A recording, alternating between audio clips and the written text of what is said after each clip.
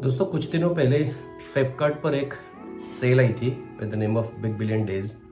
तो आज उसके बारे में ही कुछ बात करना चाहते हैं। So far the sale is concern, sale अच्छी है और इसमें आपको लगभग 20 से 25% से लेकर 30% तक का डिस्काउंट मिल जाता है। ये मैंने देखा था क्योंकि मेरी तो जो नज़र थी वो आईफोन 12 मिनी पर थी। तो इसमें हुआ क्या कि मैंने आईफोन 12 देखा था, तो आईफोन 12 की देन कीमत जो थी वो थी 54,999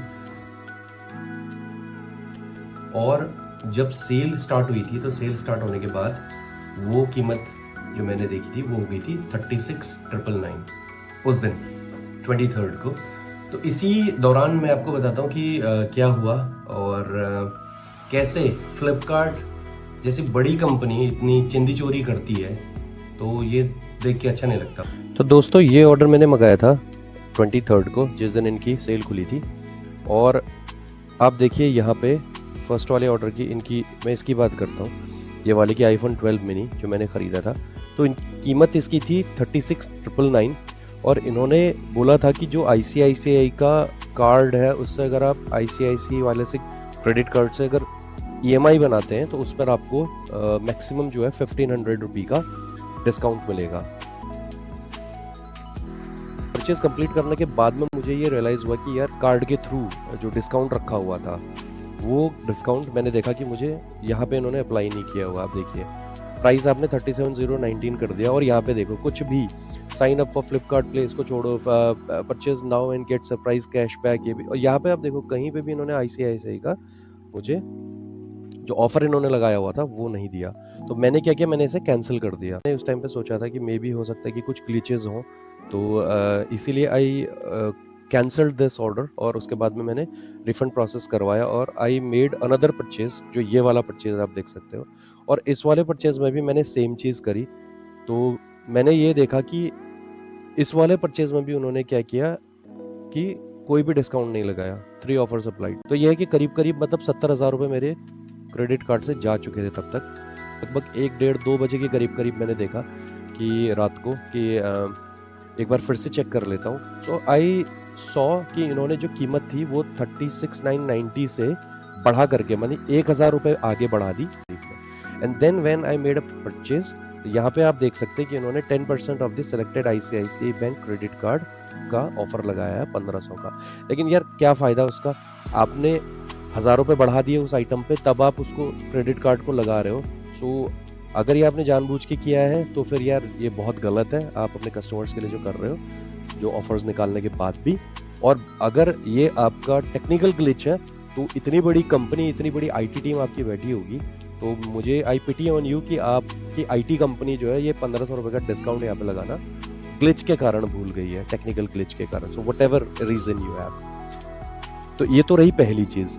दूसरी चीज़, मैंने इस प्रोडक्ट को जो ख़रीदा मैंने एक्सचेंज में ख़रीदा क्योंकि मेरा ओल्ड iPhone 7 था। उस iPhone 7 की कीमत इन्होंने जो लगाई थी वो 6100 लगाई हुई थी और इसमें साफ लिखा हुआ है कि अगर उसमें कोई भी प्रॉब्लम नहीं है तो आपका वो 6100 ही रहेगी। तो हुआ क्या, जिस टाइम पे इनके डिलीवरी एजेंट भाई साहब आए उस टाइम पे उन्होंने चेक किया and he kept checking that for about 5 minutes कि कहीं तो कुछ निकालूं। उस मोबाइल में कुछ भी ऐसा नहीं था, बिल्कुल न्यू मोबाइल था एकदम, कोई स्क्रैचेस वगैरह नहीं थे उसमें। और जो इन्होंने निकाला इनके एजेंट डिलीवरी भाई साहब ने, उन्होंने क्या निकाला कि जो साइड में आपका iPhone 7 के थोड़ा सा पेंट निकला हुआ था, और वो भी तब निकलता है जब आप उसमें बैक कवर चढ़ाते हो फॉर इट्स प्रोटेक्शन। तो आपने क्या किया, वहां पे 1280 रुपए का हमारे सर पे और डेट कर दिया।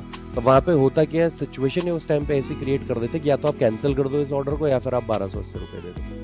ठीक है, मैंने 1280 रुपये उस टाइम पे दे दिए, ऑर्डर मैंने ले लिया और मैंने तुरंत जो है कस्टमर केयर पे इस कॉल को लॉक करवाया कि मेरा जो iPhone 7 है वो आपके मानकों पे खरा उतर रहा है, उसके बावजूद भी आपने क्यों 1280 रुपये मेरे काटे हैं। इनका जो कस्टमर सपोर्ट है वो भी बिल्कुल वाहियात है। तो उन्हें खुद भी पता नहीं रहता है कि भाई करना क्या है, क्वेरी क्या है और जवाब क्या दे रहे हैं। और after in numbers of follow-ups वो आपकी जो टिकट होती है वो बंद करते हैं, फिर आपको एक ऑप्शन देते हैं कि अगर आपको रीओपन करानी है तो रीओपन करा लीजिए, नहीं तो मैं इसको क्लोज कर रहा हूँ। तो उसके बाद आप रीओपन कराते हैं तो फिर से कोई और एजेंट आता है, वो पूछता है, तो उसको सारी राम कथा बताओ, रामायण बताओ, और उसके बाद में कभी तो एजेंट भाग जाता है और कभी कभार क्या होता है कि वो फिर से एक टिकट है वो उसको लॉक करता है और उस टिकट का फिर राम भरोसे, राम मालिक है उस टिकट का, फिर से 2 दिन बाद आपके पास मेल आएगी कि वो टिकट रिजॉल्व हो गई है, अगर आपको कोई इशू है तो रीओपन करवा दीजिए। तो इसका मतलब ये है कि फ्लिपकार्ट उसे तब तक नहीं छोड़ता जब तक बंदा सर ना पटक ले दीवार पे। तो ये है कि इन्होंने इशू कुछ और समझ करके कि there was an order issue with the old item, और उसके बाद में as per the conversation your issue is resolve. इसको देख रहे हैं आप, as per our conversation your issue is resolve. मतलब अगर भाई 2 चीजें हैं, ठीक है, इंग्लिश में अगर इसे मैं समझूं, एज पर आवर कन्वर्सेशन होता है कि आपकी और मेरे बीच की बात जो हुई है उसकी वजह से ये इशू रिजॉल्व हो गया, जो कि ऐसा हुआ ही नहीं। मेरे साथ कभी तुम्हारी बात नहीं हुई है, कुछ भी नहीं हुआ है। और दूसरी चीज इसका मतलब होता है एज पर आवर कन्वर्सेशन, यानी कि आपने अपने अपर मैनेजमेंट से कन्वर्सेशन कर ली या अपने बगल में बैठे हुए दोस्त से कन्वर्सेशन कर ली और फिर आप मान गए कि इशू रिजॉल्व हो गया और आपने रिजॉल्व कर लिया। Pathetic services. तो भाई फ्लिपकार्ट वालों, कुल मिला के मेरा यही तुमसे ये कहना है कि यार कंपनी इतनी बड़ी खोल के रखे हो तुम, ठीक है, तो थोड़ी बहुत एक तो कस्टमर सर्विसेज अपनी सुधार लो, और दूसरी चीज़ कि अपने जो आपके जो एजेंट्स होते हैं ना, उनको आप हमेशा इंस्ट्रक्शंस दिए रहते हो। इट सीम्स, जो मेरी एक्सपीरियंस से मुझे लगा कि आप जो पुराना वाला आइटम लो ना, उस पर पक्का आपको कहीं ना कहीं कुछ निकालना है, जिसकी वजह से कि उसका जो प्रेजेंट कीमत जो आपने बताई है फ्लिपकार्ट पे वो और कम हो जाए, जैसा कि आपने मेरा किया था। तो भाई सुधर जाओ, और नहीं सुधरोगे तो फिर सुधार दिए जाओगे, क्योंकि जो जनता जनार्दन है वो आजकल की वैसे ही शानी है और सब समझती है भाई कि तुम क्या कर रहे हो क्या नहीं कर रहे हो। So guys, this was my overall experience with respect to Flipkart. करते हैं इस ब्लॉग को यहीं पर एंड और मिलते हैं एक नए ब्लॉग में। तब तक के लिए take good care of yourself, bye bye.